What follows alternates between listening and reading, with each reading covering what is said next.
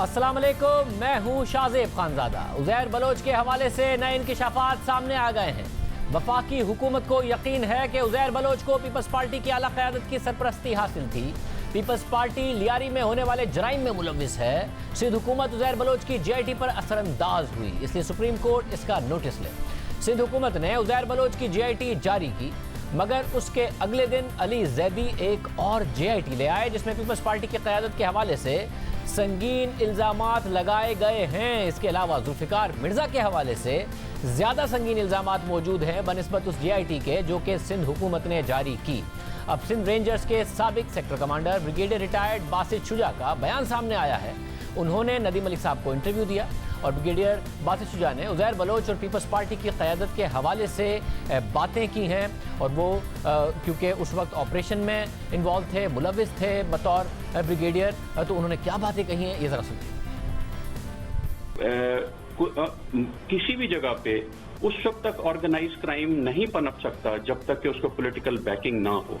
Uzair Bloch ने खुद तस्लीम किया कि वो इंतजामी अफसरान और पुलिस अफसरान की तकर्रियां और तबादले करवाता था। पुलिस बैकिंग के सियासी बैकिंग के बगैर वो कैसे मुमकिन हो सकता है। जो है एक और खातून जो कि लियारी अमन कमेटी की, पीपल्स अमन कमेटी की स्पोक्स पर्सन थी, सानिया नाज, वो प्रेस रिलीज बना के पीपल्स अमन कमेटी की मीडिया के लोगों को दिया करती होती थी। वो MPA बनी। तो इसलिए ये सारी चीज़ें, तमाम वो हक़ाइक़ जो कि इंटरनेट के ऊपर मौजूद हैं, मीडिया के अंदर मौजूद हैं, कैसे सियासी लोग सरकर्दा बशमूल वज़ीर आला फरियाल तालपुर वगैरह उज़ैर बलोच के घर पे जाया करते होते थे और वहाँ पे अशाइये जो में शिरकत करते थे। ये तमाम बिल्कुल वाज़िया है और अगर लियारी के लोगों से पूछा जाए तो वो भी इसके ऊपर मज़ीद रोशनी डालेंगे। तमाम लोगों को पता था। आप बराह रास्त इल्जाम आयद कर रहे हैं फरियाल तालपुर, उस वक्त के चीफ मिनिस्टर और उस वक्त की पाकिस्तान पीपल्स पार्टी की क़यादत के ऊपर कि वो बराह रास्त सरपरस्ती करते थे, ये इल्जाम आयद कर रहे हैं। मैं मलिक साहब ये कह रहा हूँ कि उनके साथ बिल्कुल राब्ते थे। उसके अलावा मैं आपको दो वाक़यात और बताता चलूँ जिधर political banking Lyari gang war को किस तरीके से हासिल थी। 2012 में ऑपरेशन के दौरान सिंध रेंजर्स का एक ऑफिसर था DSR हनीफ, वो गैंगस्टर के खिलाफ एक ऑपरेशन के दौरान शहीद हो गया। उसी ऑपरेशन में कुछ गैंगस्टर्स भी मारे गए। DSR हनीफ को बाकायदा एजाज के साथ उसकी मैयत जो है उसके आबाई शहर लाहौर पहुंचा दी गई, लेकिन जो गैंगस्टर्स उसके अंदर मारे गए थे उनकी मैयतें कादर पटेल और मुख्तलिफ जो सियासी लोग थे लियारी के, ये रख के इन्होंने नटी जटी पुल को जो है बंद कर दिया था, उस शाहरा को ब्लॉक कर दिया था। फिर उसके बाद 2013 में एक और गैंगस्टर था, एक और ऑपरेशन के दौरान लियारी में साकिब बॉक्सर उसका नाम था, जिसके खिलाफ 7 कत्ल की FIR दर्ज थी। एक ऑपरेशन के दौरान रेंजर्स के जो कुछ जवान उसमें जख्मी हुए और ये साकिब बॉक्सर मारा गया। यही कादर पटेल साहब एक पूरी रैली लेके आए लियारी से और सिंध रेंजर्स का बाकायदा उन्होंने मुहासरा किया था रेड जोन के अंदर। तो इससे बड़ी और कौन सी शवाहिद हो सकते हैं कि पॉलिटिकल बैकिंग नहीं थी इनको। हमने 2 दिन पहले कादिर पटेल साहब को इंटरव्यू किया तो उनका ये कहना था कि मुझे तो 2 दिन तक रेंजर्स ने और दीगर वफाकी एजेंसीज ने बिठाकर तफसील से इन्वेस्टिगेशन की और उसके बाद मुझे कहा कि आप जा सकते हैं। इसके अलावा ब्रिगेडियर बासित शुजा ने जुल्फ़िकार मिर्ज़ा के किरदार के हवाले से भी बात की और कहा कि जुल्फ़िकार मिर्ज़ा रेंजर्स के खिलाफ बयानात देते रहे। जुल्फ़िकार मिर्ज़ा का क्या रोल था इस सारे मामले के अंदर? जुल्फ़िकार मिर्ज़ा ने खुद तस्लीम किया हुआ है कि उन्होंने लाइसेंसेस दिए लियारी के बच्चों को सो कॉल्ड बच्चों को, और उज़ैर बलोच ने खुद मुख्तलिफ इंटरव्यूज़ में और जलसों में कहा गया मैंने 5000 लाइसेंसेस उनसे लिए। उसके अलावा जब रेंजर्स ने पहली दफ़ा रमज़ान में 2012 के ऑपरेशन किया था लियारी के अंदर, तो उसके फ़ौरन बाद जुल्फ़िकार मिर्ज़ा ने एक इंतहाई धुआंधार किस्म की प्रेस कॉन्फ्रेंस की थी, बड़ी मशहूर प्रेस कॉन्फ्रेंस, जिसमें उन्होंने सर पे कुरान रख के रेंजर्स को मतून किया था और लियारी गैंग वॉर के साथ पूरे साथ किया था। जुल्फ़िकार मिर्ज़ा की अहलिया और वफाकी वज़ीर डॉक्टर फहमीदा मिर्ज़ा भी आज सामने आई। उन्होंने कहा कि जो कुछ भी हुआ पार्टी पॉलिसी थी, अपने जो शौहर हैं उनके हवाले से सवालों का भी जवाब दिया और फरियाल तालपुर साहिबा पीपल्स पार्टी की क़यादत पर भी उन्होंने इल्ज़ामात दोहराए, मगर अपने जो शौहर है उस हवाले से उन्होंने जुल्फ़िकार मिर्ज़ा साहब के हवाले से क्या बात की, ज़रा देखिए। आप मुझे बताएं, आप इस जेआईटी को मानती हैं या नहीं मानती? पहले तो ये फैसला कर लेते ना जी, क्योंकि आपकी हुकूमत कह रही है जेआईटी ठीक है। अगर वो भी जेआईटी है, इनको कोर्टों में जाना चाहिए, और अगर वो जो भी नाम ले रहे हैं जो सियासी, वो क्यों, अगर सिंध हुकूमत क्यों डिस्क्लोज नहीं कर रही है, करें, जिसमें लीडरशिप का भी सामने आए, जिन्होंने टास्क दिए होंगे। फिर कौन सी चीज थी जो आसिफ जरदारी या इनके इजाजत के बगैर हो सकती थी? आप ये कह रहे हैं सब कुछ इजाजत के साथ हुआ है? आई काशिफ साहब इजाजत के साथ हुआ। नेम ऑफ फ्रेंड्स, पहला नाम है ए डॉक्टर जुल्फिकार मिर्जा। सवाल यह है कि जो कुछ जुल्फिकार मिर्जा साहब ने किया, इनको आम किया, इसका जवाब मिर्जा साहब को देना पड़ेगा। जो लोग कत्ल हुए उसका देना पड़ेगा, लेकिन क्या ये सब कुछ पार्टी पॉलिसी के तहत हुआ था? उस दौर में जो 2008 से जब से उन्होंने ओथ उठाई और जब उन्होंने रिजाइन किया, उस वक्त का सबका हिसाब जरूर एज अ होम मिनिस्टर आप उनसे हम पूछते हैं। मैं चाहती हूं कि जुडिशरी आए और आके ले इन पे 100 वोटों ले उठाए सुप्रीम कोर्ट। आम बातें हुई हैं। डॉक्टर जुल्फ़िकार मिर्ज़ा को हम 4 दिन से कोशिश कर रहे हैं प्रोग्राम में बुलाने की, नहीं हम ला पाए हैं। डॉक्टर फ़हमीदा मिर्ज़ा साहिबा से आज हमने कहा, वो कल उन्होंने कहा कि मैं प्रोग्राम में आ सकती हूँ, हम कोशिश करेंगे वो आएँ और इस हवाले से हम उनसे सवालात करें। मगर पीपल्स पार्टी के रहनुमा जावेद नागौरी, जो कि बाकायदा तौर पर उज़ैर बलोच से हल्फ लेते नज़र आते हैं, जिन्हें पीपल्स पार्टी कहती है कि वो तो हमारे कारकुन हैं, उज़ैर बलोच ने उन्हें टिकट क्यों देना था, ये तो हमने दिया था, उन्होंने आज प्रोग्राम में आने का वादा किया और अब हम उनका इंतज़ार करते रहे। उन्होंने फ़ोन्स भी बंद कर दिए हैं, वो अभी तक प्रोग्राम में नहीं आए। उनका ये दावा था कि वो तमाम सवालों के जवाब देने को तैयार हैं कि क्यों उन्होंने हल्फ लिया, क्या मामलात थे, मगर अब फ़ोन बंद हैं और वो प्रोग्राम में नहीं आए हैं। अब हम आपके सामने रखते हैं 2 GITs हैं, एक सिंध हुकूमत की और दूसरी वो जो अली जैदी सामने लाए हैं। हमने सिंध हुकूमत और अली जैदी की GIT का जायज़ा लिया है, दोनों में बहुत फ़र्क है। इस हवाले से हम सवालात अली जैदी के सामने भी रखते रहे। सिंध हुकूमत की GIT से बहुत से नाम गायब हैं और बहुत सी अहम तफसीलात का जिक्र नहीं है। सबसे अहम अली जैदी की जारी करदा GIT का पहला पैराग्राफ है, जिसमें लिखा है कि उज़ैर बलोच से तफ्तीश के लिए एक ज्वाइंट इंटेरोगेशन टीम तश्कील दी गई। 28 अप्रैल के इजलास में उज़ैर बलोच से तफ्तीश की गई। ये GIT की रिपोर्ट 2 हिस्सों पर मुश्तमिल है। पहला हिस्सा, जिस पर चेयरमैन समेत दीगर तमाम अराकीन के दस्तखत हैं, उसे महकमा दाखिला के पास जमा करवा दिया गया है।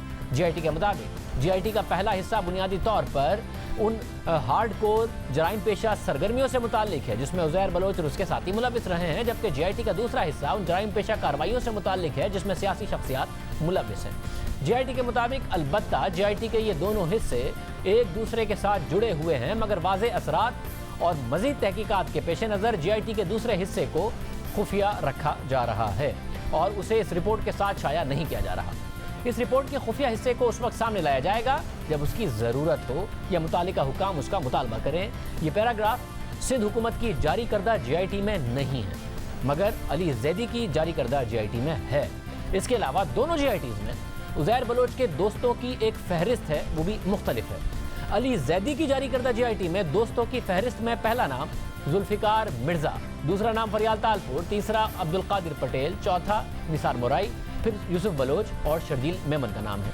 इसके बाद हबीब जान और दीगर के नाम हैं, मगर ये 6 नाम सिंध हुकूमत की जारी करदा GIT में शामिल नहीं है। सिंध हुकूमत की जारी करदा GIT दोस्तों की फहरिस्त में हबीब जान के नाम से शुरू होती है, यानी इस वक्त की पीपल्स पार्टी की क़यादत और जुल्फ़िकार मिर्ज़ा का नाम उसमें से गायब है। अगर पर्सनल स्टाफ और इब्तिदाई तारीख एक जैसी है, मगर फिर भी अली जैदी की जारी करदा GIT में सियासी वाबस्तगी का पैराग्राफ है। उस पैरा में लिखा है कि कादिर पटेल, सेनेटर यूसुफ बलोच, निसार मुराई, उवैस मुजफ्फर टप्पी और जुल्फ़िकार मिर्ज़ा पीपल्स पार्टी की अहम शख्सियात रही हैं जिन्होंने आसिफ जरदारी की हिदायत पर उज़ैर बलोच की असलह और पैसे के साथ मदद की। जुल्फ़िकार मिर्ज़ा जब वज़ारत दाखिला से मुस्ताफ़ी हुए तो पीपल्स पार्टी और पीपल्स अमन कमेटी के दरमियान इख्तलाफात पैदा हुए, जिन्हें शर्जील मेमन और उवैस मुजफ्फर टप्पी ने ख़त्म किया।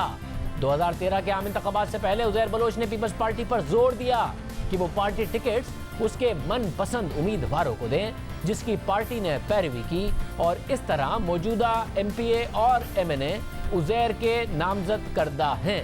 ये बातें सिंध हुकूमत की GIT में शामिल नहीं हैं। जुल्फ़िकार मिर्ज़ा अब वफाकी हुकूमत के इत्तेहादी हैं और GDA के रहनुमा हैं, मगर उनका नाम सबसे ज़्यादा बार बार उज़ैर बलोच की JIT में आया है, मगर अली जैदी की जारी करदा JIT में। मज़ीद लिखा है कि उज़ैर बलोच ने बताया कि 2010 में उस वक्त के CCPO कराची वसीम अहमद ने उन्हें फ़ोन कॉल की और मुलाकात के लिए SSP फारूक एवान के घर आने को कहा। उज़ैर बलोच ने कहा कि जब वो मुलाकात के लिए पहुंचा तो CCPO कराची वसीम अहमद ने मुझसे कहा कि गफ्फार ज़िक्री और अरशद पप्पू ग्रुप के गैंगस्टर्स लियारी समेत मुख्तलिफ इलाकों और महकमों में भत्ताखोरी, अगवा बराए तावान, चोरी और डाकों में मुलव्विस हैं, इसलिए मुझे गफ्फार ज़िक्री और उसके गैंगस्टर्स को कत्ल कर देना चाहिए। जिस पर मैंने रजामंदी जाहिर कर दी और CCPO साहब को कहा कि उसके बदले लियारी के SHO मेरी मर्जी के तैनात किए जाएं।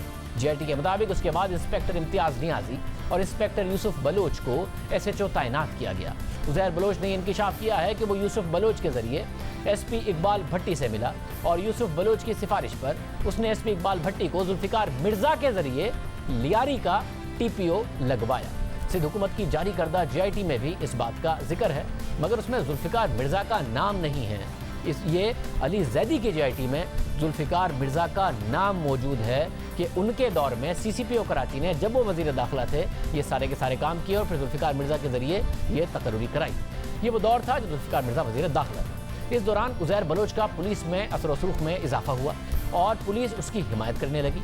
उसके अलावा अली जैदी की जारी करदा JIT में मजीद लिखा है कि महकमा फिशरीज से मुतालिक उज़ैर बलोच ने कहा कि उसने फरियाल तालपुर के जरिए सईद खान को फिशरीज का चेयरमैन लगवाया। सईद खान जब तक फिशरीज के चेयरमैन रहे उस वक्त तक फिशरीज से 20 लाख का वो महाना भत्ता लेता था, जबकि फरियाल तालपुर को महाना 1 करोड़ की रकम दी जाती थी। ये बात सिंध हुकूमत की JIT में मौजूद नहीं है, अली जैदी की JIT में मौजूद है। अहम बात यह कि सिंध हुकूमत की जारी करदा JIT में एक कत्ल का जिक्र है, उसकी तफसील भी बताई है, मगर उसमें कादिर पटेल का नाम शामिल नहीं है। अली जैदी की जारी करदा JIT में उस कत्ल की ज्यादा तफसीलात हैं और कादिर पटेल का नाम भी लिया गया है। अली जैदी की जारी करदा JIT के मुताबिक उज़ैर बलोच ने इंकिशाफ किया है कि 2010 में लियारी गैंग वॉर के मुख्तलिफ ग्रुप्स के दरमियान लड़ाई के दौरान एक नस्ली ग्रुप के कारकुनान की तरफ से 2010 में जब कादिर पटेल के कोऑर्डिनेटर मारे गए और इस नस्ली ग्रुप ने फिर बलोचों को टारगेट करना शुरू किया, जिसके बाद कादिर पटेल ने मुझे हिदायत दी कि एक बलोच के कत्ल पर मुखालिफ ग्रुप के 2 लोगों को कत्ल करो। उज़ैर बलोच ने इंकिशाफ किया कि 2010 में सेनेटर यूसुफ बलोच ने उन्हें आसिफ अली जरदारी का पैगाम पहुंचाया और कहा कि मुखालिफों की टारगेट किलिंग पर बड़े साहब बहुत खुश हैं। उज़ैर बलोच ने इंकिशाफ किया है अली जैदी की JIT के मुताबिक, जारी करदा JIT के मुताबिक कि 2010 और 2011 के दौरान कादिर पटेल ने उसे रज़ाक कमांडो को कत्ल करने को कहा कि क्योंकि उसने ईदी अमीन का कत्ल किया था। 2011 में जब्बार लंगड़ा और बाबा लाडला ने रज़ाक कमांडो के भाई जलील को अगवा किया और खबर दी, जिस पर मैंने कादिर पटेल को इतला दी तो कादिर पटेल ने उसे कत्ल करने का कहा और फिर जब्बार लंगड़ा और बाबा लाडला ने उसे कत्ल करके उसकी लाश नामालूम जगह ठिकाने लगा दी। यह वाक़या सिंध हुकूमत की JIT में भी है, मगर उसमें कादिर पटेल का नाम नहीं है। कादिर पटेल हमारे प्रोग्राम में आए और उन्होंने इसकी तरदीद की कि हम हुकूमत में थे, मुझे ये सब करने की ज़रूरत नहीं थी। इसके अलावा अली जैदी की जारी करदा JIT में शेरशाह में होने वाले कत्ल की मज़ीद तफसीलात हैं। रिपोर्ट के मुताबिक उज़ैर बलोच ने इंकिशाफ किया कि अक्टूबर 2010 में उसके कारकुनों ने एक सियासी जमात के 11 हमदर्दों को पार्टी को भत्ता देने पर कत्ल किया, जिस पर साबिक वज़ीर दाखिला जुल्फिकार मिर्जा ने उन्हें फ़ोन किया और हिदायत की कि हम एक गैंगस्टर के बदले एक मुखालिफ वर्कर का कत्ल कर सकते हैं, मुखालिफ जमात के एक वर्कर का एक गैंगस्टर के कत्ल के बदले कत्ल कर सकते हैं। एक साथ कत्ल करने से हुकूमत के लिए मुश्किलात पैदा हो जाती हैं। ये बातें सिंध हुकूमत की जारी करदा JIT में नहीं हैं। अली जैदी की जारी करदा JIT में उनके अपने इत्तेहादी जुल्फिकार मिर्जा के हवाले से ये बात भी शामिल है।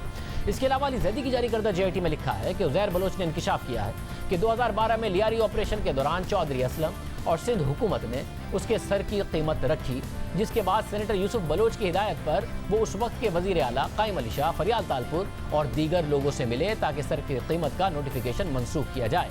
इस मुलाकात के 20 दिन बाद न सिर्फ ये नोटिफिकेशन मुअत्तल किया गया, बल्कि फरियाल तालपुर और आसिफ अली जरदारी की हिदायत पर सिंध हुकूमत की तरफ से वो केसेस भी ख़त्म किए गए जिसमें रियासत मुद्दई थी।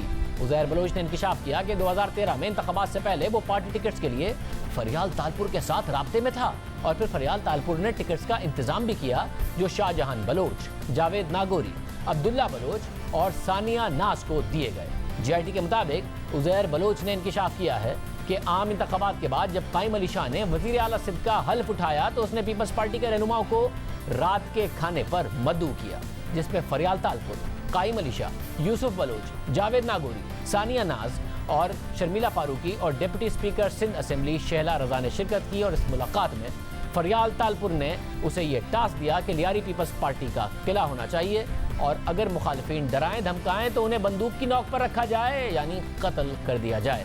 اب یہ وہی رات کا کھانا ہے جس کی تفصیلات ہم نے پہلی دفعہ آپ کو دکھائی تھی کہ کس طریقے سے فریال تالپور صاحبہ اور دیگر رہنما الیکشن جیتنے کے بعد قائم علی شاہ صاحب بھی عزیر بلوچ کے کھانے میں گئے۔ پیپلز پارٹی کا دعویٰ یہ ہے کہ وہ تو لیاری کے لوگوں کا کھانا تھا، ہمیں نہیں پتا تھا وہاں عزیر بلوچ ہوگا۔ فریال تالپور صاحبہ کسی بھی قسم کے تعلق کی نفی کرتی رہی ہیں، مگر واضح طور پر نظر آ رہا ہے عزیر بلوچ میڈیا پر انٹرویوز دیتا تھا، دنیا کے سامنے تھا، کس طریقے سے وہ ویلکم کرتا نظر آ رہا ہے۔ علی زیدی کی جاری کردہ GIT رپورٹ کا یہ حصہ سندھ حکومت کی جاری کردہ GIT میں شامل نہیں ہے۔ علی زیدی نے جو GIT جاری کی اس کے مطابق عزیر بلوچ نے انکشاف کیا کہ قادر پٹیل کی ہدایات پر وہ مختلف زمینوں پر قبضہ بھی کرتے رہے۔ ذوالفقار مرزا کے مستعفی ہونے کے بعد وہ یوسف بلوچ سے ملے۔ یوسف بلوچ کو آصف علی زرداری نے یہ ٹاسک دیا تھا کہ میں یعنی عزیر بلوچ کسی اور جماعت میں شمولیت اختیار نہ کروں بلکہ پیپلز پارٹی کے ساتھ چلتا رہوں۔ 2012 میں وہ پیپلز پارٹی کی لیڈرشپ سے ناراض ہوئے، پھر MQM سمیت پاکستان تحریک انصاف اور نون لیگ نے اسے پارٹی میں شمولیت اختیار کرنے کی پیشکش کی، جس کے بعد آصف علی زرداری اور فریال تالپور نے پیغام پہنچایا کہ پیپلز پارٹی نہ چھوڑوں اور سندھ کے مختلف محکموں میں مجھے گریڈ 1 سے لے کر 14 تک 500 نوکریاں الاٹ کی گئی۔ یہ باتیں سندھ حکومت کی GIT میں شامل نہیں ہیں، یہ ساری باتیں علی زیدی کی طرف سے جاری کردہ GIT میں شامل ہیں۔ اس کے بعد دلچسپ بات یہ ہے کہ سندھ حکومت کی جاری کردہ GIT میں ایران کے حوالے سے ذکر ہے، مگر جو GIT علی زیدی نے جاری کی ہے اس میں اس حوالے سے مزید تفصیلات ہیں۔ حاجی ناصر سے ملاقات کے ساتھ ساتھ بتایا گیا ہے کہ جب ایرانی انٹیلیجنس نے عزیر بلوچ سے ISI اور MI کے خفیہ مقامات اور افسران سے متعلق معلومات پوچھیں تو اس نے کہا کہ اس وقت مناسب یہ ہوگا کہ وہ دبئی سے آپریٹ کرے، جس پر ایرانی انٹیلیجنس نے رضامندی ظاہر کی اور بعد میں اس نے خفیہ مقامات کے نقشے بھی بنا کر دیے اور افسران سے متعلق معلومات بھی فراہم کی۔ یہ باتیں سندھ حکومت کی GIT میں اس طریقے سے شامل نہیں ہیں، تفصیل سے علی زیدی کی جاری کردہ GIT میں شامل ہیں۔ اس کے علاوہ مزید لکھا گیا ہے کہ عزیر بلوچ نے انکشاف کیا کہ جب وہ ایران میں حاجی ناصر کے ساتھ رہائش پذیر تھا تو اس وقت ان کا MQM کے کچھ مہمانوں سے بھی آمنا سامنا ہوا جو ایرانی انٹیلیجنس افسران کے ساتھ آتے تھے۔ اب یہ سارا کا سارا معاملہ علی زیدی کی جاری کردہ GIT میں بیان کیا گیا ہے۔ اب MQM بھی تحریک انصاف کے اتحادی ہے، ذوالفقار مرزا بھی تحریک انصاف کے اتحادی ہیں۔ معاملہ یہ ہے کہ سب ایک دوسرے پر ذمہ داریاں ڈال کر بری ذمہ ہونے کی کوشش کر رہے ہیں۔ ہمارے پاس پیپلز پارٹی کے رہنما قادر پٹیل آئے، ہم نے ان سے پوچھا کہ پیپلز پارٹی کی قیادت اس معاملے سے کیسے بری ذمہ ہو سکتی ہے جب باقاعدہ طور پر ذوالفقار مرزا کے سائیڈ لائن ہونے کے بعد 2012 میں آپریشن ضرور کیا گیا مگر اس کے بعد عزیر بلوچ کو منایا گیا، لوگوں نے حلف لیا اور GIT بتا رہی ہے کہ پیغام کس طریقے سے آصف زرداری صاحب نے پہنچا ہے۔ زرداری صاحب کے اتنے قریب آدمی اگر پھر اس کے بعد ذوالفقار مرزا کے راستہ حلق کرنے کے بعد مل رہا ہے اور پھر ہیڈ منی ختم ہو رہی ہے اس کے سر پہ سے اور پھر جو لوگ ہیں جن کو ٹکٹ دیے گئے وہ حلف اٹھا رہے ہیں عزیر بلوچ کے نام سے، تو کیا یہ GIT درست نہیں کہتی کہ ذوالفقار مرزا جب چلے گئے تو یوسف بلوچ نے کام کیا اور آصف زرداری صاحب کے پیغامات پہنچائے عزیر بلوچ کو، جس کی وجہ سے یہ معاملات طے پائے اور ہیڈ منی ختم ہوئی اور یہ پھر ہوا جو ہم حلف برداری دکھا رہے ہیں؟ اگر شاہ زیب ایسا ہوتا تو یاد ہے لاسٹ آپ کے پروگرام میں اس کا کلیئر جواب دے چکا تھا کہ جب یہ اوتھ والا معاملہ ہمارے علم میں آیا تو میں نے immediately as a Karachi president اپنے سپیریئرز کو یعنی پریزیڈنٹ سندھ کو اس بارے میں آگاہ کیا کہ یہ غلط ہوا ہے اور اسی بنیاد پہ جاوید ناگوری صاحب کیبنٹ سے نکالے گئے۔ حالانکہ افسوس کی بات ہے بعد میں ان کا بھائی بھی بیچارہ قتل ہوا اور اس پر پارٹی نے پورا ایکشن کیا۔ مگر پارٹی نے کسی طرح بھی قابل پارٹی نے اس سے پہلے کیا کیا؟ پارٹی نے چلے انہوں نے حلف لے لیا اور ان کو جو ٹکٹ سے وہ بھی عزیر بلوچ کے کہنے پر ہی دیے، صرف حلف پر ہی اعتراض ہے، پارٹی ٹکٹ ہی عزیر بلوچ کے کہنے پر دے رہی ہے۔ اس کے بعد پارٹی جیت کر جو پہلے ڈنر پہ جا رہی ہے فریال تالپور صاحبہ اور قائم علی شاہ، اس میں آپ بھی موجود ہیں، راستہ دکھاتے نظر آ رہے ہیں، وہ بھی عزیر بلوچ کا ہے۔ پارٹی کو یہ سب باتیں نہیں پتا تھی؟ شاہ صاحب اس پر ہماری بات تفصیلی ہوئی ہے، دہرا دیتا ہوں۔ منو ان اگر پیپلز پارٹی عزیر بلوچ کے بولنے پر ٹکٹ دیتی تو کوئی بابا لاڈلا ٹائپ یا اس طرح گینگسٹر کو دے دیتی، اپنے یو سی ناظم کو نہیں دیتی، شاہجہان کو، اپنے سٹی ایریا کے عہدیدار جاوید ناگوری کو نہیں دیتی، این جی او ایکٹیوسٹ جو ہے اس کو نہیں دیتی۔ ہمارے درمیان پیسفل الیکشن کے لیے ڈائلاگ ضرور ہوئے تھے بزرگ کمیٹی اور ہمارے درمیان، لیکن ہم نے کسی کی ڈکٹیشن نہیں لی، ہم نے وہی پیپلز پارٹی کے لوگوں کو ٹکٹ دیا جو نسبتاً کم مقبول تھے لیکن قابل قبول تھے۔ ایک لنک آپ نے مان لیا اور وہ یہ ہے کہ یوسف بلوچ ظاہر زرداری صاحب سے ملتا تھا، یوسف بلوچ عزیر بلوچ سے ملتا تھا، یہ بھی سامنے، اور آپ نے کہا یہ تو ایک ہی جگہ کے رہنے والے ہیں، آپ کی ضرورت نہیں تھی ان کو ملنے کے لیے۔ عزیر بلوچ کے مطابق 2010 میں یوسف بلوچ نے پیغام آصف زرداری صاحب کو انہیں پہنچایا کہ بڑے صاحب بڑے خوش ہیں، یہ ٹارگٹ کلنگ مخالفین کی ہو رہی ہے، اس سے وہ بڑے خوش ہیں، اور ایسیلریٹ کرنے کو کہا کہ جو مخالفین کی کلنگ ہے اس میں اضافے کرنے کو، یہ بڑے صاحب نے پیغام پہنچایا یوسف بلوچ کے ذریعے۔ یہ عزیر بلوچ کہہ رہے ہیں سی آئی ٹی میں۔ شاہ صاحب کوئی اپنی حکومت میں آپ کو لاجیکل لگتی ہے بات؟ حلف موجود ہیں، حالات و واقعات موجود ہیں، تو بات تو لاجیکل ہے کہ کس طریقے سے پاکستان پیپلز پارٹی کی لیڈرشپ بری ذمہ ہو سکتی ہے۔ اس بات سے سب کو ذوالفقار مرزا کی طرف نہیں ٹرانسفر کیا جا سکتا، ساری ذمہ داری ان پر نہیں ڈالی جا سکتی، بعد کے واقعات سے جو ذمہ داری ہے اس سے اپنے آپ کو بری ذمہ نہیں قرار دیا جا سکتا۔ مگر اسی طرح تحریک انصاف کے رہنما وفاقی وزیر علی زیدی ہمارے پروگرام میں آئے، ہم نے ان کے سامنے بھی یہ سوالات رکھے کہ یہ نہیں ہو سکتا کہ آپ اپنی جی آئی ٹی کی بنیاد پر قادر پٹیل کو تو غلط کہیں مگر ذوالفقار مرزا کو ہیرو قرار دیں، حالانکہ آپ کی اپنی جی آئی ٹی بتا رہی ہے کہ اس سارے کے سارے معاملے میں عزیر بلوچ کو مضبوط کرنے میں ذوالفقار مرزا کا کتنا بڑا کردار ہے۔ انہوں نے کیا جواب دیا سر؟ اگر آپ اس معاملے پر سیاست نہیں کر رہے ہیں، یہ تو نہیں ہو سکتا کہ آپ ذوالفقار مرزا صاحب کے بارے میں آج پریس کانفرنس میں سوال ہو تو آپ نے کہا بڑے تگڑے آدمی ہیں، انہوں نے ایک زبردست وقت پہ سچ بول دیا قرآن سر پہ رکھ کے، اور جو کچھ قادر پٹیل کے بارے میں لکھا ہوا ہے، قادر پٹیل کے بارے میں جو لکھا ہوا ہے وہ آپ منوان درست مانیں اور اسی طریقے سے کرٹیسائز کریں۔ آپ مانیں نا، پھر ذوالفقار مرزا نے اس کو اسٹرانگ کیا تھا عزیر بلوچ کو 2010 میں، یہ آپ کی بتائی ہوئی جی آئی ٹی کہہ رہی ہے کہ پولیس کا سی سی پی او بلا کے کہتا تھا۔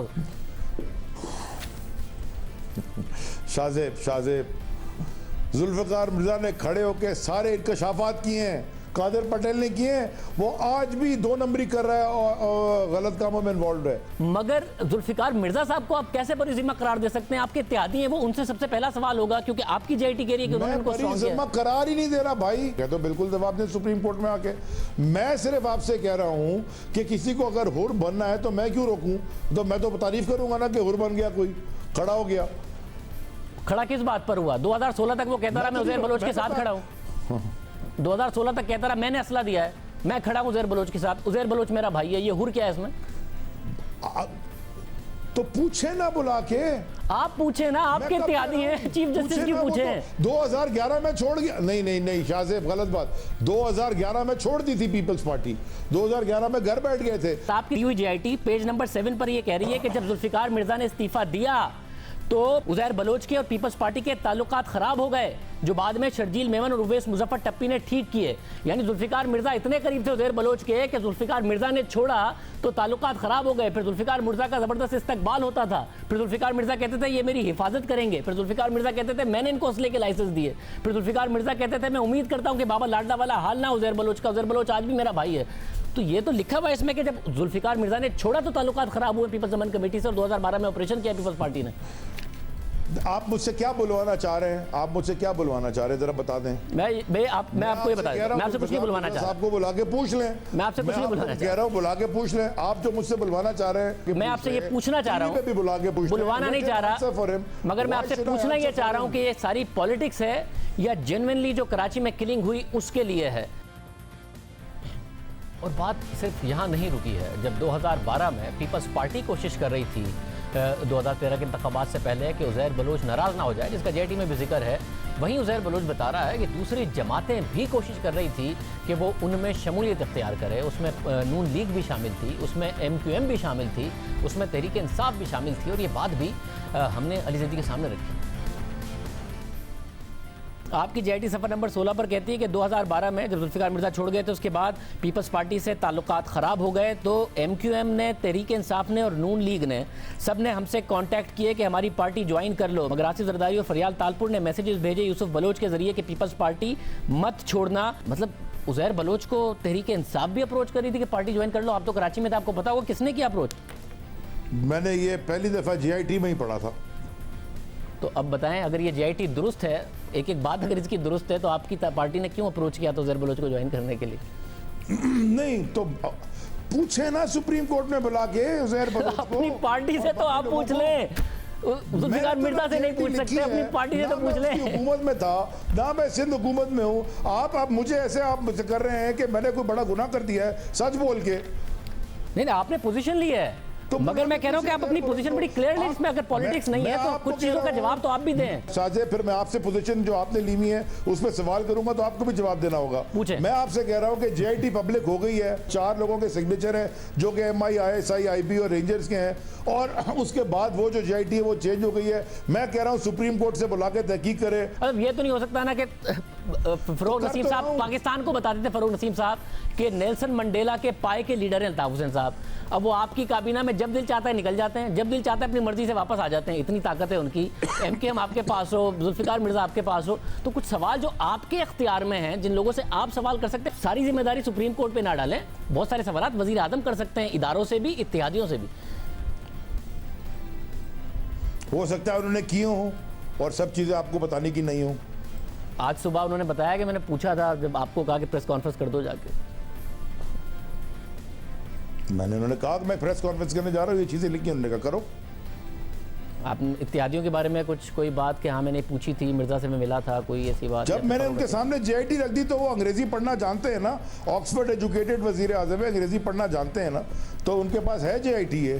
یعنی اب جو کارروائی کرنی ہے سپریم کورٹ نے ہی کرنی ہے. آپ بطور حکومت اپنے اتحادیوں سے, MQM, ذوالفقار مرزا, آپ کارروائی, اسی لیے میں تو اپیل کر رہا ہوں سپریم کورٹ سے کہ کارروائی کرے. یہ ساری کی ساری صورتحال ہے, اور اگر اس معاملے پر سیاست نہیں ہونی ہے تو جواب پاکستان پیپلز پارٹی کی قیادت کو بھی دینا ہے, جواب ذوالفقار مرزا صاحب کو بھی دینا ہے, اور وزیر اعظم نے جواب اپنے اتحادیوں سے لینا ہے. یہ نہیں ہو سکتا کہ MQM اگر بری ذمہ ہو جائے, جو سانحہ بلدیہ کی GIT ہے, اور ساری کی ساری ذمہ داری دوسروں پر ڈال دی جائے. یہ نہیں ہو سکتا کہ ذوالفقار مرزا کو بری ذمہ کہہ کے اور ان کی تعریفیں کر کے ساری کی ساری ذمہ داری پیپلز پارٹی پر ڈال دی جائے, اور پیپلز پارٹی خود اپنی قیادت کو اس سارے کے سارے حالات و واقعات سے ذوالفقار مرزا کے اوپر چیزیں ڈال کر بری ذمہ نہیں کر سکتی. اگر اس کا ایک ایماندارانہ تحقیقات ہونی ہیں اور عوام کو بتانا ہے کہ جو سینکڑوں لوگ اس شہر میں مارے گئے ہیں, کیا گینگ وار تھی, کیسے سیاسی جماعتوں نے سارے کے سارے معاملے کو میں اپنا کردار ادا کیا, اور کیا وجہ ہوئی کہ بہت سارے ایسے ادارے جو وفاق کے ماتحت ہیں انہوں نے دونوں GITs پر دستخط کر دیے, ان اداروں سے بھی سوال ہونا. یہ سارا کا سارا کام اگر ہونا ہے تو پھر سیاست سے بالاتر ہی ہو کے کیا جا سکتا ہے. ابھی واضح طور پر نظر آ رہا ہے جو حقائق ہم نے آپ کے سامنے رکھے کہ سارے معاملے پر سیاست ہو رہی ہے. پروگرام میں آگے بڑھتے ہیں. پاکستان میں کورونا وائرس کی وجہ سے تعلیمی اداروں کو بند ہوئے تقریباً 3.5 ماہ ہو گئے ہیں, اور 7 مئی کو لاک ڈاؤن ختم ہونے کے بعد جن شعبوں پر پابندیاں برقرار ہیں ان میں تعلیمی ادارے بھی شامل ہیں. مگر اب کورونا وائرس کے کیسز میں کمی کے دعووں کے بعد تعلیمی اداروں کو دوبارہ کھولنے کا بڑا فیصلہ کر لیا گیا ہے. گزشتہ روز صوبوں نے ستمبر میں SOPs کے ساتھ تعلیمی ادارے کھولنے پر اتفاق کیا تھا, اور آج national command and operation centre کے اجلاس میں تعلیمی ادارے کھولنے کی منظوری دے دی گئی ہے. وفاقی وزیر تعلیم شفقت محمود نے پریس کانفرنس کرتے ہوئے کہا کہ 15 ستمبر سے ملک بھر کے تمام تعلیمی ادارے کھولنے کا فیصلہ کیا گیا ہے. اس سے پہلے دوبارہ صحت کے معاملات کا جائزہ لیا جائے گا, اور اگر صورتحال بہتر نہ لگی تو تعلیمی ادارے نہیں کھولے جائیں گے. ان کا کہنا تھا کہ جولائی کے دوسرے ہفتے سے تمام تعلیمی ادارے امتحانات لے سکیں گے. یونیورسٹیز کو PhD کرنے والے طلباء کو بلانے کی اجازت ہوگی, جبکہ جن طلباء کو انٹرنیٹ کی سہولت میسر نہیں, ایسے طلباء کو بھی ہاسٹل میں رہنے کی اجازت دی گئی ہے, لیکن ان کی تعداد 30% سے زیادہ نہیں ہوگی. 15 سپٹمبر سے ہم نے یہ فیصلہ کیا ہے کہ تعلیمی ادارے جو ہیں وہ کھل جائیں گے. ارلی سپٹمبر میں یا لیٹ اگست کے اندر اگر صحت کے معاملات ٹھیک نہیں ہوتے تو پھر نہیں کھلیں گے. کھلنے سے پہلے جو 2 ماہ ہیں جو تعلیمی ادارے سارے ہیں اپنی فیکلٹی کو بلا سکتے ہیں. امتحانات جو ہیں وہ 2 ویک آف جولائی سے ان کی اجازت ہے کہ وہ ایک SOPs کے تحت جو ادارہ امتحان لینا چاہتا ہے وہ امتحان لے لے. فرسٹ سٹیج کے اوپر جو یونیورسٹی کے اسٹوڈنٹس ہیں جن کو انٹرنیٹ بالکل نہیں پہنچ رہا ان کو ہم اجازت دے رہے ہیں کہ وہ ہاسٹلز میں آ جائیں, لیکن 30% سے زیادہ آکیوپینسی ہاسٹلز کی نہیں ہوگی. جو چند محدود تعداد PhD اسٹوڈنٹس کی, ریسرچ پہ کام کرنے والے, لیبارٹریز پہ کام کرنے والے جو اسٹوڈنٹس ہیں ان کو وہ पहले भी बुला सकते हैं। अगर कहीं SOPs पे अमल ना हुआ तो प्रोविंशियल गवर्नमेंट जो है उस अदारे को या उस स्कूल को या जो भी है उसको बंद कर देंगे। और ख़ास तौर पे प्राइवेट स्कूल्स को जिनकी तरफ से बहुत उनसे भी ये गुजारिश है कि SOPs जो हैं वो वही होंगी जो कि गवर्नमेंट बनाएगी और आपने उन SOPs पे अमल कराना। पाकिस्तान में तालीमी इदारे मार्च से बंद हैं और अभी मज़ीद 2 महीने यानी जुलाई और अगस्त तक बंद रहेंगे, मगर all Pakistan private schools federation ने गुज़िश्ता रोज़ स्कूल अगस्त तक बंद रखने का फैसला मुस्तरद कर दिया था और कहा था कि समाजी फासले को बरकरार रख के क्लासेस जारी रखी जा सकती हैं। कोरोना वायरस के बायस स्कूल्स बंद होने की वजह से दुनिया के 1 अरब 60 करोड़ बच्चे मुतासिर हुए। अक़वाम मुत्तहिदा के इदारे यूनिसेफ के मुताबिक इस वक्त दुनिया के 111 ममालिक के स्कूल्स बंद हैं, जिसकी वजह से 1 अरब से ज़ायद बच्चे मुतासिर हैं। जबकि अप्रैल में इस वबा के पीक के दौरान दुनिया के 194 ममालिक में स्कूल्स बंद किए गए थे, तो उस वक्त ये तादाद 1 अरब 60 करोड़ से ज़ायद थी। पाकिस्तान में भी कोरोना का फैलाव रोकने और तलबा को इस वबा से बचाने के लिए वफाकी हुकूमत ने 26 मार्च को मुल्क भर के तालीमी इदारे बंद करने का ऐलान किया था, जबकि सिंध और दीगर सूबों ने मार्च के आगाज़ में ही तालीमी इदारे बंद कर दिए थे। इस दौरान पहले तमाम बोर्ड्स के इम्तिहानात मुलतवी किए गए, जिन्हें बाद में मनसूख करके तलबा को बगैर इम्तिहान लिए अगली क्लासेस में प्रमोट कर दिया गया। अब अहम बात यह है कि मई के आगाज़ में लॉकडाउन ख़त्म कर दिया गया था, मगर जिन शोबों पर पाबंदियाँ रहीं उनमें तालीमी इदारे भी शामिल थे। ट्रांसपोर्ट खोल दिया गया, मार्केट्स खोल दी गई, तालीमी इदारे बंद रहे, जिन्हें खोलने से मुतालिक अब बड़ा फैसला किया गया है, जो इस हवाले से अहम है कि इसका ताल्लुक बराह रास्त बच्चों से होगा जिनकी तालीम मुतासिर होने पर वालिदैन परेशान हैं, और बच्चों को ऑनलाइन क्लासेस दिलाने में भी उन्हें लोड शेडिंग और इंटरनेट समेत दीगर सहूलियात की अदम दस्तियाबी की वजह से मसाइल दरपेश हैं। और वैसे भी बहुत एक मुख्तसर सा तबका है जो इंटरनेट के ज़रिए अपने बच्चों को तालीम दिला सकता है। सरकारी स्कूल हों, इसके अलावा दूसरे प्राइवेट स्कूल्स हों, और जो लोग नहीं ये अफोर्ड कर सकते और जो अफोर्ड कर सकते हैं उन्हें भी इंटरनेट के बार बार बंदिश, साथ में कमज़ोर इंटरनेट के अलावा बार बार लोड शेडिंग का मसला है। हर घर को इंटरनेट की सहूलत दस्तियाब नहीं है, जबकि ऑनलाइन क्लासेस के ज़रिए छोटे बच्चों को पढ़ाना भी अमलन आसान नहीं है। इस सूरत हाल में अब तालीमी इदारे खोलने का फैसला किया गया है, मगर इस दौरान तलबा के लिए हिफाजती तदाबीर को यकीनी बनाना हुकूमत और तालीमी इदारों की इंतज़ामिया के लिए सबसे बड़ा चैलेंज होगा, क्योंकि तालीमी इदारों में एक बड़ा मसला जगह का है। इस मामले में सरकारी स्कूल्स, कॉलेजेस और यूनिवर्सिटीज़ के पास तो बहुत ज़्यादा जगह मौजूद होती है, मगर प्राइवेट तालीमी इदारों के मामले में ऐसा नहीं है। ख़ासतौर पर कराची जैसे शहर में, जहाँ प्राइवेट स्कूल्स और ट्यूशन सेंटर्स फ्लैट्स और घरों तक में खुले हुए हैं, और जगह की कमी एक बहुत बड़ा मसला है, जिसकी वजह से क्लासेस में और लंच ब्रेक के दौरान जब बच्चों को साथ खाने और खेलने का मौका मिलता है, उसी तरह स्कूल वैन्स में और स्कूल का वक्त शुरू होने और छुट्टी के वक्त बच्चों का रश होता है, वहाँ तलबा के दरमियान समाजी फासले और दीगर SOPs पर कैसे अमल कराया जाएगा, ये अहम सवाल है। क्योंकि कोरोना वायरस के बाद तलबा के लिए ज़िंदगी अब पहले जैसी नहीं होगी। तालीमी इदारे खुलने के बाद समाजी फासले की पाबंदी, फेस मास्क का लाजमी इस्तेमाल, हैंड सैनिटाइजर्स की फराहमी को यकीनी बनाने की ज़रूरत होगी।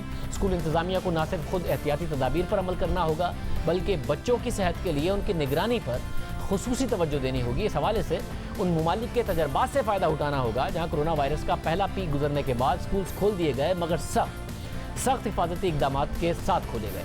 चीन भी उन ममालिक में शामिल है जिसके शहर वुहान से दुनिया भर में कोरोना वायरस फैला, जिसके बाद वहाँ जनवरी में स्कूल्स बंद कर दिए गए। मगर जब वबा पर काबू पाने के बाद मई के आगाज़ में स्कूल्स खोले गए हैं, तो SOPs पर सख्ती से अमल कराया जा रहा है। स्कूल में दाखिल होने से पहले बच्चों का टेम्परेचर चेक किया जाता है। फेस मास्क के बगैर बच्चे और टीचर स्कूल में दाखिल नहीं हो सकते। क्लासेस में बच्चों की डेस्क के दरमियान फासला रखा गया है। लंच टाइम में भी बच्चों को फासले से बिठाया जाता है, जबकि स्कूल की टाइमिंग्स को सुबह 8 बजे के बजाय 9:30 बजे कर दिया गया है, ताकि जो रश आवर्स हैं, रश के घंटे होते हैं, ट्रैफिक के घंटे, उसमें हुजूम कम किया जा सके। जिन स्कूलों के पास आउटडोर जगह है, वो भी सिर्फ छोटे ग्रुप्स में बच्चों को खेलने की इजाज़त दे रहे हैं। मगर ये बात अहम है कि बीजिंग में जून में कोरोना वायरस के केसेस सामने आने के बाद वहाँ पर स्कूल्स को दोबारा बंद कर दिया गया था एक इलाके में। इसी तरह जनूबी कोरिया में मई के आखिर में सबसे पहले हाई स्कूल्स के तलबा के लिए तालीमी इदारे खोले गए, तो चीन की तरह सख्त हिफाजती तदाबीर इख्तियार की गई। क्लासरूम्स में डेस्क के फासले के साथ साथ उसके अतराफ प्लास्टिक शीट्स भी लगाई गई। स्कूल्स में आने से पहले तलबा का टेम्परेचर चेक होता था, फेस मास्क पहनना लाजमी होता था। यूरोप में डेनमार्क वो पहला मुल्क है جس نے 11 مارچ کو بند کیے گئے اسکولز 20 اپریل سے کھول دیے تھے، مگر حکومتی گائیڈ لائنز کے تحت اسکولز میں بچوں کی ڈیسک کا فاصلہ 6 فٹ رکھا گیا اور سینیٹائزرز اور سماجی فاصلے کی پابندی پر سختی سے عمل کیا جا رہا ہے۔ جاپان میں فروری کے آخر میں بند کیے گئے اسکولز مئی کے آغاز میں دوبارہ کھولنے کی اجازت ملی، تو ہائی اسکولز کے ایسے طلبہ کو پہلے مرحلے میں بلایا گیا جو یا تو فرسٹ ایئر میں تھے یا جن کا آخری سال تھا، جبکہ باقی بچوں کو کچھ ہفتوں بعد اسکول آنے کو کہا گیا۔ کورونا سے محفوظ رکھنے کے لیے اسکولوں میں کلاسز میں بچوں کی تعداد کم رکھنے، فیس ماسک پہننے اور الگ الگ وقت میں اسکول آنے اور جانے کی حکمت عملی اختیار کی گئی۔ انگلینڈ میں بھی 18 مارچ سے بند کیے گئے اسکولز جون کے آغاز میں جزوی طور پر کھول دیے گئے ہیں اور حکومت کی طرف سے بچوں کو اسکول بھیجنے کی حوصلہ افزائی تو کی جا رہی ہے، مگر اسے ابھی تک لازمی قرار نہیں دیا گیا ہے۔ جبکہ برطانیہ میں کیے گئے ایک سروے کے مطابق 46% والدین بچوں کو اسکول بھیجنے پر غور کر رہے ہیں۔ اسکولز میں حاضری کا تناسب بھی 40 سے 70% ہے، جبکہ اسکاٹ لینڈ، ویلز اور شمالی آئرلینڈ میں ابھی اسکول نہیں کھولے گئے ہیں۔ یعنی اسکول کھلنے کے بعد اور حفاظتی اقدامات کے باوجود والدین بچوں کو اسکول بھیجنے سے ہچکچا رہے ہیں۔ ایسی صورتحال میں پاکستان جیسے ملک میں تعلیمی اداروں میں سماجی فاصلے سمیت دیگر پابندیوں پر عمل کرانے کے لیے کیا حکمت عملی ہوگی اور وہ کیا کرائٹیریا ہوگا پاکستان میں وائرس پھیلنے کا، جس کے بعد یہ اسکولز کھولے جائیں گے؟ شفقت محمود صاحب وفاقی وزیر تعلیم ہمارے ساتھ موجود ہیں۔ شفقت محمود صاحب بہت شکریہ ہمیں شو میں جوائن کرنے کے لیے۔ ظاہر ہے آپ لوگوں نے آج بڑا فیصلہ کیا ہے، مگر اس بات کو منسلک کیا اس بات سے کہ اس وقت دیکھا جائے گا کہ وبا کا پھیلاؤ کیا ہے۔ مطلب ظاہر ہے بہت زیادہ، چاہے وہ ٹیوشن سینٹرز ہوں، اسکولز ہوں، سرکاری اسکولوں میں تو جگہ آپ کو مل جائے گی، مگر بہت چھوٹے چھوٹے فلیٹس میں، چھوٹے چھوٹے گھروں میں یہاں پر اسکولز ہیں، کوچنگ سینٹرز ہوتے ہیں۔ کس طریقے سے یقینی بنایا جائے گا کہ ایس او پیز پر عمل درآمد ہو؟ یہ چیلنج تو ہے شاہزیب، اس کے دو ایسپیکٹ ہیں۔ ایک تو یہ ہے کہ ہم نے کہا ہے کہ 15 سپٹمبر تک ہم کھولیں گے اور 15 سپٹمبر تک ہم مسلسل جو ہماری صحت کی سچویشن ہے اس کا تجزیہ کرتے رہیں گے، اور ہم نے فارملی یہ فیصلہ کیا ہے کہ فرسٹ ویک آف اگست اور لاسٹ ویک آف اگست میں دوبارہ بین الصوبائی میٹنگ کر کے جائزہ لیں گے۔ تو ایک تو یہ ہے، اور دوسرا یہ ہے کہ جو اگر بیماری کی شدت کم ہوتی ہے اور اس کے اندر کئی فارمولے ہیں کہ جس کے تحت آپ کلاسز کو سٹیگر کر سکتے ہیں، پہلے بڑی کلاسز کو شروع کر سکتے ہیں، پھر اس کے بعد یا آلٹرنیٹ ایون، سو یہ ساری چیزیں ہم ورک آؤٹ کریں گے، کیونکہ دیکھیں بہت نقصان ہوا ہے، 6 ماہ ہو گئے ہیں، بچے جو ہیں وہ اسکول نہیں جا رہے، بہت نقصان ہو رہا ہے بچوں کا۔ تو اگر حالات بہتر ہوتے ہیں، ہیلتھ کنڈیشنز بہتر ہوتی ہیں، تو میرا خیال ہے کہ ہمیں کچھ کرنا چاہیے، اور خاص طور پہ جو پرائیویٹ سکول جن کی کم فیسیں ہیں ان کا تو برا حال ہے، اور وہاں پہ تو فاقوں تک نوبت ہے۔ تو اس لیے اگر حالات بہتر ہوتے ہیں تو ہمیں کھول دینے چاہیے۔ اور شفقت محمود صاحب، جو پرابلمز ہیں، ظاہر ہے آن لائن کی بات کی گئی تو دنیا کے ترقی یافتہ ممالک میں بڑا پرابلم ہوا، پاکستان میں سرکاری اسکول ہوں، اس کے علاوہ ایک بہت بڑا طبقہ ہے، انفیکٹ یہ کہہ لیجئے کہ بہت چھوٹا طبقہ ہے جو آن لائن کلاسز افورڈ کر سکتا ہے، انٹرنیٹ ٹھیک ہے، لوڈ شیڈنگ کے مسائل سے نمٹ سکتا ہے۔ یہاں ایک تو انٹرنیٹ کا مسئلہ، پھر لوڈ شیڈنگ کا مسئلہ، پھر بہت سارے لوگ انٹرنیٹ اس طریقے سے استعمال نہیں کرتے۔ تو پاکستان میں آپ دیکھ رہے ہیں کہ یہ بہت بڑا ایک مسئلہ ہے، اور والدین کا آپ نے فیڈ بیک لیا، ظاہر نظر آ رہا ہے اسکولز تو چاہتے ہیں کھلنا، والدین اس وقت کیا چاہتے ہیں، ان کو بیماری کا کتنا خوف ہے اور بچوں کی پڑھائی کی کتنی فکر ہے، اس سب کو ایویلیویٹ کیا آپ نے؟ پہلی تو بات یہ ہے کہ یہ جو آن لائن لرننگ کی بات ہے نا، یہ تو ایک مخصوص طبقہ ہے جن کے پاس کمپیوٹرز ہیں یا ایلیٹ سکولز ہیں جو کہ آن لائن لرننگ میں کافی آگے بڑھ رہے ہیں، اور انہوں نے کافی جو کمی ہے اس کو پورا کرنے کی کوشش کی ہے، اور اس میں تو میرا خیال ہے کہ ریزرویشنز پیرنٹس کو کم ہے۔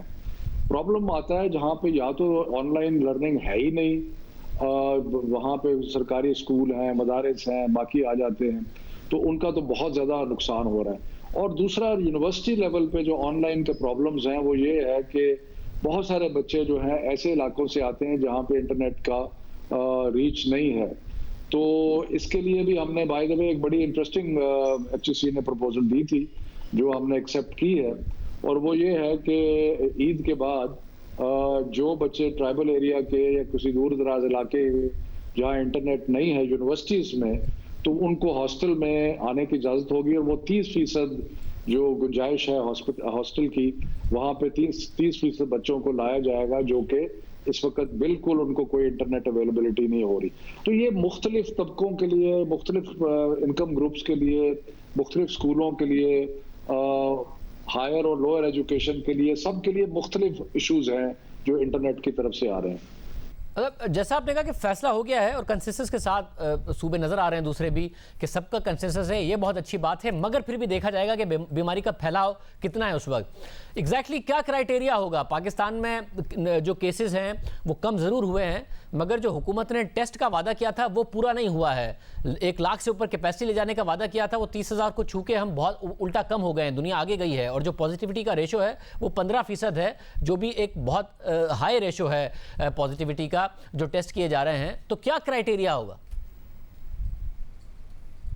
اس میں 2-3 چیزیں ہیں۔ ایک تو یہ ہے کہ ہم نے منسٹری آف ہیلتھ جو ہے وہ کل بھی ہم نے اپنی بین الصوبائی میٹنگ میں بلائی تھی، اور میں یہ ایمفسائز کروں کہ جتنے فیصلے ہم نے اناؤنس کیے ہیں یہ سارے صوبوں کی مشورے سے کیے ہیں اور اتفاق رائے سے کیے ہیں۔ تو کل جو ہم نے میٹنگ کی تھی اس میں بھی ہم نے سیکرٹری منسٹری آف ہیلتھ کو بلایا تھا۔ آئندہ بھی ہم ہیلتھ کے NCOC کو ہم نے ریکویسٹ کی ہے کہ وہ تعلیم کے حساب سے بھی کچھ ڈیٹا جو ہے وہ اکٹھا کرتے رہیں۔ تو یقیناً ایک وہ آر فیکٹر ہے جس کے تحت انفیکشن ریشو جو ہے اس کو دیکھا جاتا ہے، وہ ہمارے نظر میں ہوگا۔ جو اموات کی تعداد ہے وہ ہمارے نظر میں ہوگی۔ جو بچوں کی ایج گروپس میں انفیکشن ہے اس کو ہم دیکھیں گے کہ وہاں پہ کتنی انفیکشن ہے اور ان میں کیریئر ہے نہیں ہے۔ تو بہت ساری چیزیں ایسی ہیں جو کہ ہم مد نظر رکھنے کے بعد ہی فائنلی فیصلہ کریں گے، اور اس سے پہلے ہم نے اساتذہ کو بلا کے SOPs کی ٹریننگ بھی دینی ہے اور سب کچھ کرنا ہے، تو وہ بھی ایک سلسلہ جو ہے وہ ساتھ ساتھ چلے گا۔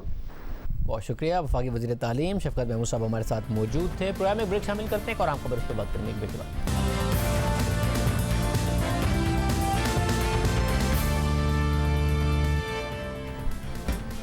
سپریم کورٹ کے حکم کے بعد FBI سپریم کورٹ کے سینئر جج جسٹس قاضی فائز عیسیٰ کی اہلیہ اور ان کے بچوں سے تحقیقات کر رہا ہے۔ FBI کے نوٹس کے بعد جسٹس قاضی فائز عیسیٰ کی اہلیہ آج FBI کے سامنے پیش ہوئی۔ سرینا قاضی 45 منٹ تک FBI کے دفتر میں رہیں۔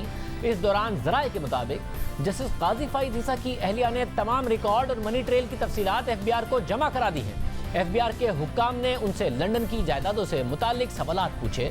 سرینا عیسیٰ نے FBI کی ٹیم کو بتایا کہ تمام سوالات کے جوابات تحریری جواب میں موجود ہیں۔ ان کا بیٹا اور بیٹی بیرون ملک رہتے ہیں، اس لیے لندن کی تینوں جائیدادوں کا جواب میں ہی دوں گی، جس پر FBI کے حکام نے کہا کہ تحریری جواب کا جائزہ لینے کے بعد دیکھیں گے۔ ذرائع کے مطابق جسٹس قاضی فائز عیسیٰ کی اہلیہ نے FBI کے حکام کو بتایا کہ بیرون ملک رقم قانونی بینکنگ چینل سے بھیجی گئی۔ ساتھ ہی انہوں نے کراچی امریکن اسکول میں نوکری کے دوران آمدنی کا ریکارڈ بھی جمع کرا دیا، اور کراچی کلفٹن میں خریدی گئی پراپرٹی اور اس پر جمع کرایا گیا ٹیکس ریکارڈ بھی FBI کے سامنے رکھ دیا۔ اس کے علاوہ انہوں نے والد کی جانب سے تحفے میں ملنے والی زرعی زمین کی تفصیلات بھی پیش کر دی۔ سرینا عیسیٰ نے موقف اختیار کیا کہ اسٹینڈرڈ چارٹرڈ بینک کے اکاؤنٹ سے تقریباً 7 لاکھ پاؤنڈ بھجوائے، اور اسٹیٹ بینک کے پاس میری تمام بینکنگ ٹرانزیکشنز کی تفصیلات موجود ہے۔ برطانیہ میں خریدی گئی جائیداد سے میرے شوہر جسٹس قاضی فائز عیسیٰ کا کوئی تعلق نہیں۔ ساتھ ہی انہوں نے بتایا کہ لندن کی تینوں جائیدادیں گزشتہ سال کے ٹیکس گوشوارے میں ظاہر کر دی تھیں۔ FBI کے پاس محدود وقت ہے کیونکہ 19 جون کو سپریم کورٹ نے FBI کے لیے ڈیڈ لائن مقرر کی تھی۔ سپریم کورٹ نے حکم دیا تھا کہ عدالتی حکم کے 7 دن کے اندر FBI کے کمشنر ان لینڈ ریونیو درخواست گزار یعنی جسٹس قاضی فائز عیسیٰ کی اہلیہ اور بچوں کو نوٹس جاری کرے گا۔ اگر کوئی بیرون ملک ہوگا تو اس کی ذمہ داری ہوگی کہ وہ وقت پر جواب دے۔ سپریم کورٹ کے حکم کے مطابق نوٹس کا جو جواب آئے گا اس کے بعد کمشنر FBI ان افراد کو اپنا موقف پیش کرنے کا موقع دے گا۔ صفائی کا موقع دینے کے بعد کمشنر آرڈر جاری کرے گا۔ نوٹس جاری ہونے کے 60 دن میں کمشنر کو کارروائی مکمل کرنا ہوگی۔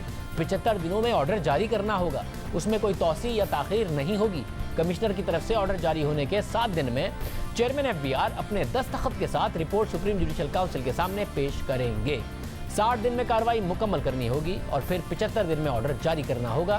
19 جون کو سپریم کورٹ کا حکم آیا، آج اس حکم کو 20 دن ہو گئے ہیں، اور جسٹس قاضی فائز عیسیٰ کی اہلیہ FBI کے سامنے خود پیش بھی ہو گئی ہیں، ریکارڈ بھی جمع کرا دیا ہے۔ اب FBI نے رپورٹ تیار کرنی ہے جو سپریم جوڈیشل کونسل کے سامنے پیش ہوگی اور پھر وہ فیصلہ کرے گی۔ آج کی پیشی کے حوالے سے ہم تفصیل سے بات کرتے ہیں۔ نمائندہ خصوصی زاہد کشوری ہمارے ساتھ موجود ہے۔ زاہد بہت شکریہ۔ زاہد، کیا آپ کے پاس تفصیلات ہیں؟ آج بڑا اہم دن تھا، تفصیلات جمع کرائی گئی ہیں، کیا اہم تفصیلات آپ کے پاس ہیں؟ جی شاہزیب، بالکل جسٹس قاضی فیض عیسیٰ کی اہلیہ آج ایف پی آر کے سامنے پیش ہوئی ہیں. انہوں نے اپنے ذرائع آمدن بتائے ہیں 3 جائیدادوں کے جو کہ لنڈن میں خریدی گئی تھی. یہ وہ سوال تھا جو 1 سال سے پوچھا جا رہا تھا. جو انہوں نے تفصیلات رکھی ہیں آج ایف پی آر حکام کے سامنے، ہم نے کریڈیبل سورسز سے اس کی کنفرمیشن لی ہے، کچھ معلومات لی ہیں جو بالکل ایک نیا انکشاف ہے. 3 ذرائع بتائے گئے ہیں. انہوں نے اپنی آمدن کے 3 ذرائع بتائے ہیں. ایک جو ذریعہ جو سب سے میجر سورس ہے اس کی آمدنی کا، وہ زرعی آمدنی ہے جو کہ 2000 کنال پر مشتمل رقبہ ہے. نصیر آباد، جعفر آباد، ٹھٹھا اور ایک اور علاقہ ہے اندرون سندھ کا، جہاں سے اس کو آمدنی 2004 سے آج تک یعنی کہ 15 سال سے 80 لاکھ سے 1 کروڑ 20 لاکھ سالانہ کے حساب سے اس کو موصول ہو رہی ہے. یہ تفصیلات انہوں نے سامنے رکھی ہیں. دوسرا جو سورس آف انکم انہوں نے بتایا ہے وہ 22 سال پہ محیط جو کہ امریکن سکول سسٹم کراچی میں اس کی نوکری رہی ہے 1982 سے 2004 تک، جو کہ تقریباً 3 کروڑ کے لگ بھگ قریب آمدنی اس کی بنتی ہے. وہ انہوں نے تفصیلات رکھی ہیں. تیسرا جو اس کا ایک سورس تھا وہ ایک فلیٹ تھا کسی دوست کے ساتھ مشترکہ، وہ انہوں نے بیچا تھا. اس پر انہوں نے ایک باقاعدہ تجزیہ لکھا ہے کہ کس طرح سے جو کہ 7 لاکھ پاؤنڈ جو کہ پاکستانی کم از کم 10 کروڑ بنتے ہیں، انہوں نے یہ 3 پراپرٹیز پر خرچ کیے تھے. کیسے ان کو خریدا گیا ہے 2004 میں، جو کہ اس وقت پاؤنڈ کی قیمت 127 روپے تھی 1 پاؤنڈ کی. اور پھر یہ سارا انہوں نے تجزیہ کر کے بتایا ہے کہ اس کی مجموعی آمدنی جو انکم تھی وہ کم از کم 20% زیادہ ہے ان تینوں جائیدادوں سے. اس کے علاوہ جو انہوں نے بتایا کہ تمام خرچے بچوں کے، فیملی کے، ان کے شوہر ہی 1982 کے بعد سے خرچ کرتے ہیں. اور پہلی دفعہ 1995 میں انہوں نے یہاں RTO کراچی کے ساتھ اپنے آپ کو رجسٹر کرایا تھا، باقاعدہ ٹیکس دیتی ہیں. اس پر یہ وہ سوالات تھے، یہ وہ تفصیلات تھی جو انہوں نے پہلی دفعہ سامنے رکھی ہیں اپنی ڈاکومنٹ کی شکل میں، جس پر کئی سوالات اٹھائے گئے جو ہمیں ذرائع نے بتایا ہے ایف پی آر نے. کہ پہلے انہوں نے یہ بتایا کہ 3 سال کا دورانیہ ہے. جب نئے لا آئے تھے ایف پی آر کے، آپ نے یہ پراپرٹی ڈکلیئر کیوں نہیں کی تھی؟ غالباً یہ 2015 سے 2018 کا دورانیہ ہے. اس کے علاوہ ان کی جو انکم تھا زرعی زمینوں کی، جو جائیدادیں جو وہاں سے پیسہ آ رہا تھا وہ شو نہیں ہوا. تو اس پر انہوں نے بتایا کہ ان کے جو وکیل تھے ٹیکس فائل کرتے تھے، ان کا یہ بتانا تھا کہ زرعی اس پہ نامینل ٹیکس ہوتا ہے، وہ ظاہر کرنے کی ضرورت نہیں ہے.